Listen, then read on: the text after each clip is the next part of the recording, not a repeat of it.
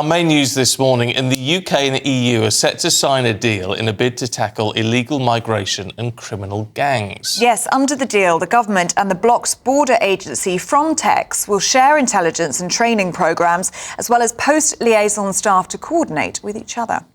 Well, previously the Prime Minister promised to stop the boats as one of his 5 pledges, of course.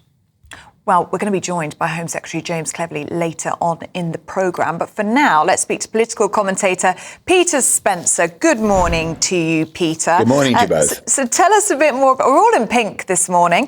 Tell us about this deal, then, in a bid to tackle illegal gangs. And haven't we heard this all before? Well, the Home Secretary will be signing a deal with Frontex, which is the EU border agency, later on today, which it is hoped will result in in something of a crackdown on illegal immigration from across the Channel into the United Kingdom.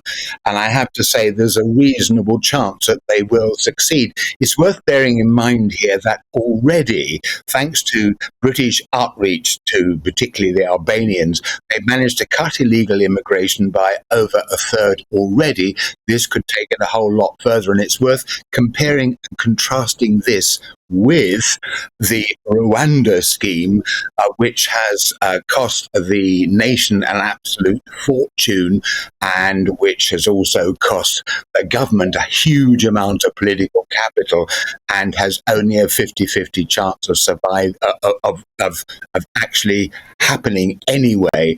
There might be a little bit of Rishi Sunak wishing he'd gone along the closer links with the European Union route in the first place. But as it is, that's where he's going right now. And there's a very good chance it will actually bear considerable fruit.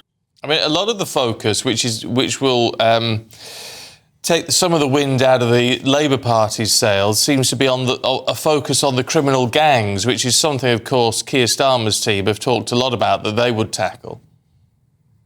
Oh, absolutely right. I mean, yeah, this stuff doesn't just happen by chance. It's a very, very well organised scam, if you like. And the important thing is essentially, not to deal with the symptoms, but with the causes. And that takes us right back to the criminal gangs. And indeed, both Rishi Sunak and Keir Starmer are very much aware of that.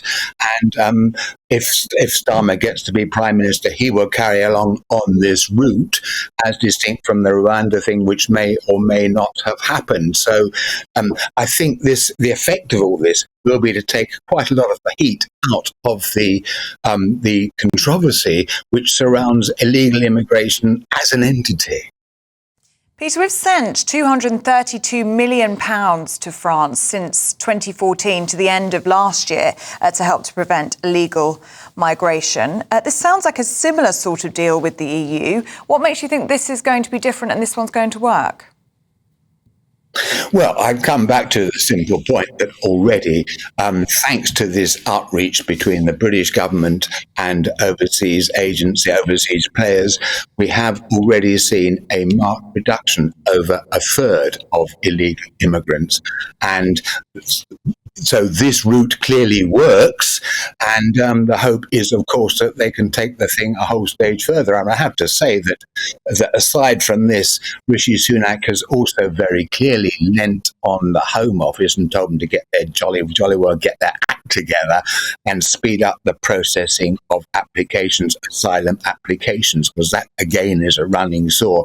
Vast numbers of people just sitting in hotels at taxpayers' expense or on places where locals don't want them to be, with their claims being processed not in a matter of weeks, which should probably well be done, but sometimes for well over a year, which of course costs the nation dear, and it makes the government look pretty stupid, and that they can't actually organise something as straightforward and as obvious as this.